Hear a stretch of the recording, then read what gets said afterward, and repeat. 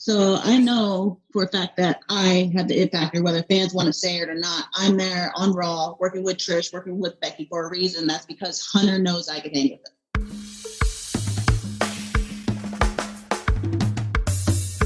What it do, baby? English Wednesday with a messed up voice because I screamed a lot Saturday and Sunday. A lot of it Saturday. We had a classic car, which was a success. $60,000 raised for Le Camp, fighting leukemia, helping families that have to fight kids with leukemia.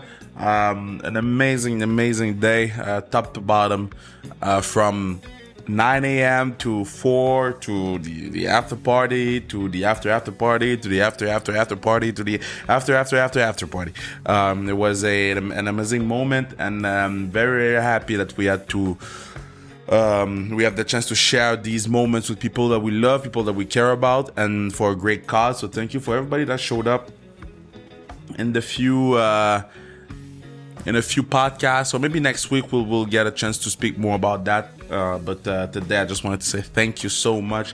This week we have Zoey Stark on the podcast, WWE Superstar Zoey Stark. It's great to see WWE Superstar, not NXT Superstar, because if you don't know much about wrestling, NXT is like the American Hockey League, and the WWE Raw is like the NHL. So I get the chance to commentate their matches at TVA Sports every week, and it's an honor to have her on the podcast. It's a quick one. I don't have my usual setup to do the interview, but I really wanted to have the chance to speak to her a little bit before Money in the Bank. That's a month ago. So enjoy this great chat with my girl, Zoey Stark, baby. Very excited to have Zoey Stark on the podcast. We add S on everything in Quebec. I'm sorry, but I'm so happy to have you in because I remember I saw you WrestleMania weekend, and I remember I was at the Superstars Hotel, and you were with your family, and I was like, she looks happy. She looks like a happy human. Very happy to have you on. So my first question, Zoey, are you happy? Because this is crazy right now for you. I'm so happy. I couldn't be any happier. I'm getting everything that I've ever wanted in life. So, I'm just loving life. It's one of those things that I've been sitting here waiting for my opportunity, and now I have it. So I just got to knock it out of the park. So if I told you like 9 months ago, you'd be working with the legend, Canadian god, Trish Stratus, would have you believed?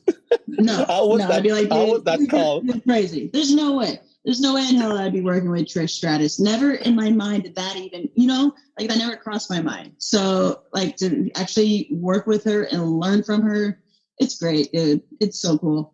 So I was the call when they told you, Zoey, you're going to spend a lot of time with Trish. How was that moment? How they announced it to you? How was it? So I didn't really know anything until we were really in Saudi Arabia, and they kind of, Trish kind of came up to me just to kind of almost trying to see if I knew something. She didn't want to break the news to me yet. So I had this inkling something was going on. So when I finally got the news, I was like, oh man, that's so cool. So we found everything out in Saudi Arabia, well, really on the plane pretty much, heading over there. So I couldn't ask for anything better. So when I really like the thing behind you, it's changing colors. The eyes are changing colors.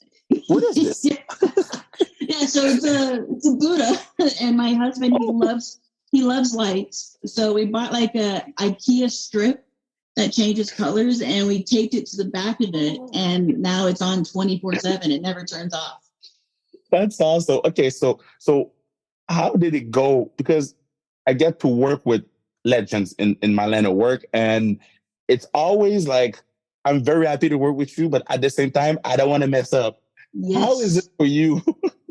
Yes, dude, you hit the nail on the head. It's one of those things I don't want to use the term walking on eggshells because I'm not, but I still don't want to screw anything up. I want to make sure that whatever I do, Trish is happy with it. Hunter's happy with it. Bruce is happy. You know what I mean? Like I'm working with all of these legends and I'm learning so much that I want to make sure that I hit a home run every single time, but it's also impossible to do that. You know, you're going to fail, going to screw up, and you just got to be okay with that. As long as you learn from that failure and you grow from it and try not to make that same mistake again. So yeah, man, it could be a lot of pressure. Do you do that? I used to do that a lot when I started working with, like, I work in hockey, my bossy and for Stanley Cup and everything. And I used to go up to him and say, was it all right? Do you do that was it all right thing? Yeah.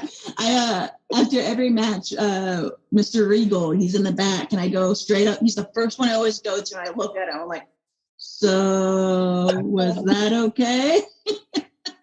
And he looks at me like I'm crazy. He's like, yeah, it was great. What are you talking about? And I just sit there like, there must be some type of screw up or critique or something. And he lays it all out. He gives me all the critiques, and he's super cool to work with.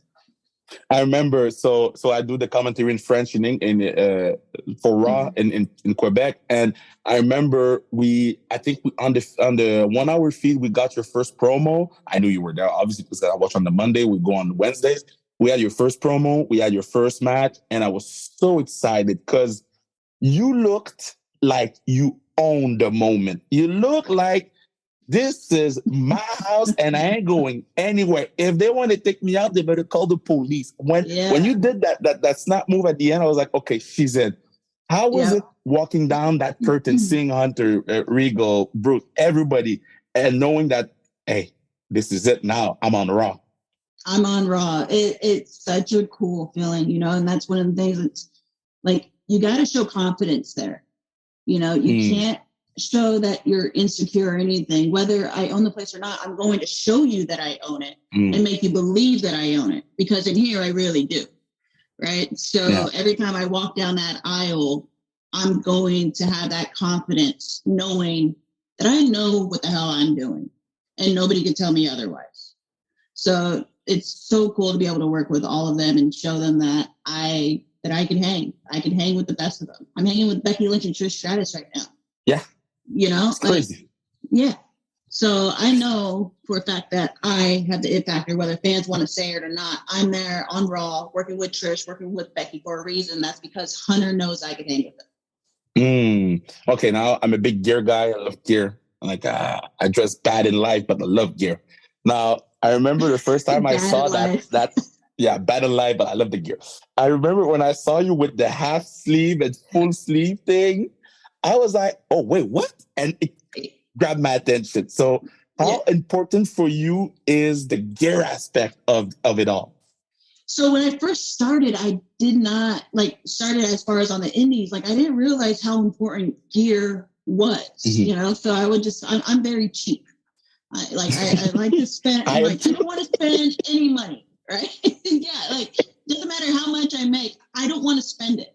So I would get the cheap stuff made and be fine. And then I finally met Sue, and she does gear for NXT and main roster.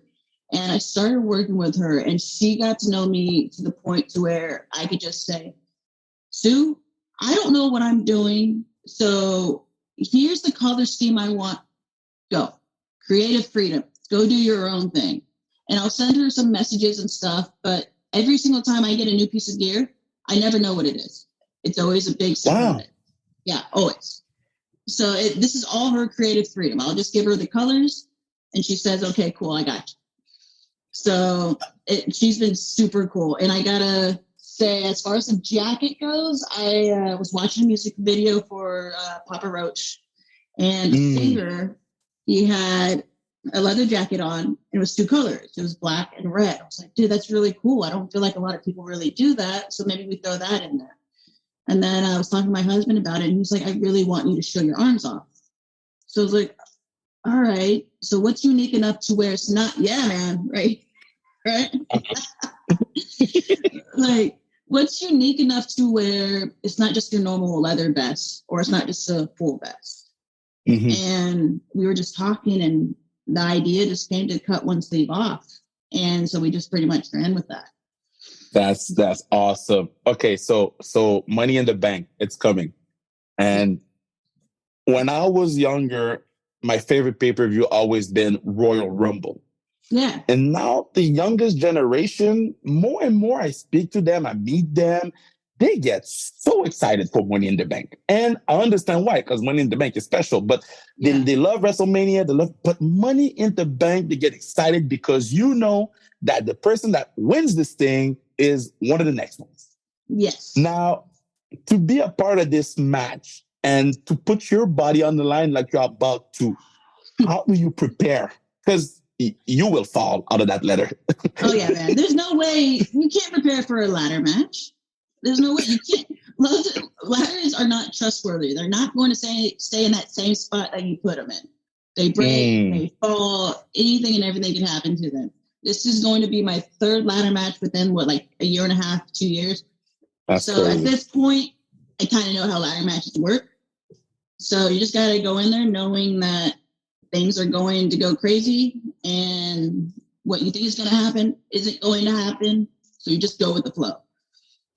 What's the hardest bump? Because I was talking with KO, Kevin Owens, and he was like, I took a bump out of the apron one time, and it was a back bump, and it hurt me more than falling out of the ladder. Is it something like that for you? Trying to think if I've had a bump like that yet. It's good. Let's keep it like that. Let's not know. Yeah, man, I can't think of anything. I mean, the last ladder match that I had, I got knocked onto a ladder, and the ladder, like we were thinking it was going to break, didn't break, and it sucked a little bit, but it wasn't to where it was bad. So let's keep it that way, right? Like, okay. So I just kind of bounced off of it and fell off to the side of it. So that's fine. But yeah, I don't think I've had a bad bump. Your entrance. No, I'm not for you. You're good. I'm not for you. You're fine. You're fine. Your entrance is very like everything is placed, because I've been doing like a few of your entrance now on Raw, and everything is placed. How many times do you practice that entrance? Because I always say you can separate good to great just because of the way they walk to the ring and the way they take time, the way you get on the rope and you bend your body and do the thing. And I'm like, okay, that body's bent now. Go back in. But how many times do you prepare that entrance? How long it took you? It took me a little bit. So when I first started with NXT, I was talking with Road Dogs. I wanted to jazz up my entrance, we could say. Just make it a little different, find something a little unique about it. So we were talking about going up to the corner and finding a pose. So I sent him a bunch of poses, and it was just, we worked together on it. But the one on the turnbuckle, I can't tell you how many times I've almost slipped. I knew it. Yeah. It's almost like I was talking to someone yesterday. I was like, I might need to find a different way to get down off of that turnbuckle instead of just jumping. There's been a time or two where I go to church and was like, ooh, I almost ate shit right there. That's crazy. I don't want to take too much of your time because you got a lot of media to do, but I want to tell you that I'm very happy to have the chance to speak to you. And I'm very grateful to see you do what you're doing, because I watch you from NXT and from those funny vignettes in the restaurant to now working with Trish Stratus. I remember those vignettes. Do you remember those vignettes?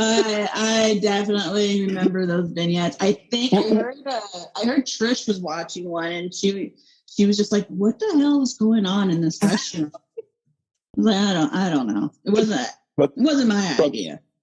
But from the vignettes in the restaurant to doing what you did in Saudi Arabia to now what you're doing on Raw, on TVA Sport, on the USA Network, I just want to say I'm very, very proud of you. And that person that I saw in the restaurant laughing and joking with her family is the same person that I see on the Zoom call right now. And that's very important. So congratulations on everything. And take ass that Money in the Bank. Do your thing. We're behind you. And I will keep on cheering you because I'm one of the bad guys on the show. So I cheer you. I cheer you. You better always cheer me. I'm expecting that from you. Okay. Stay bad and I'll keep on cheering you. All right. Thank you so much, Zoe. Thank you so much for your time.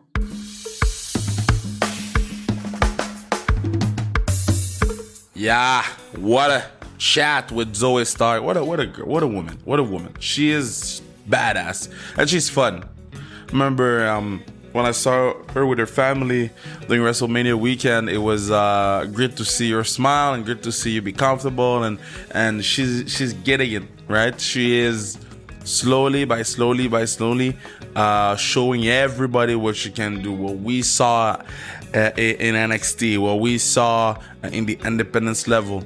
There's always talk that we know.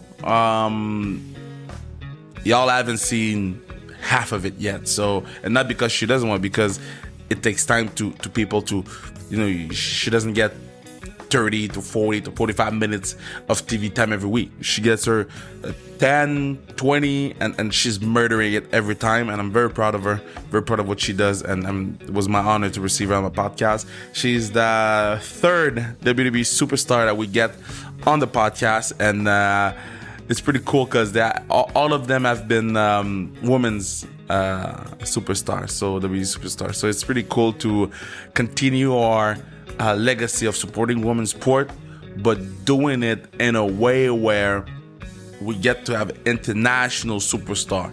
I know there's a lot of people that loves hockey here. We'll get our hockey guys, we'll get our hockey girls, but it's something to get to speak to somebody like Zoey Stark, and the best is coming. I'm very excited for her, and I'm looking forward to see her destroy everything in the near future. I know she's in a big feud with Becky Lynch, one of the biggest superstars in the history of the game. So I know Monday she had a big 20-minute match with big time Bex. So I'm very excited to see what's next for her. And that's it. I'll see you next week. A pretty good one next week. So English Wednesday out, baby.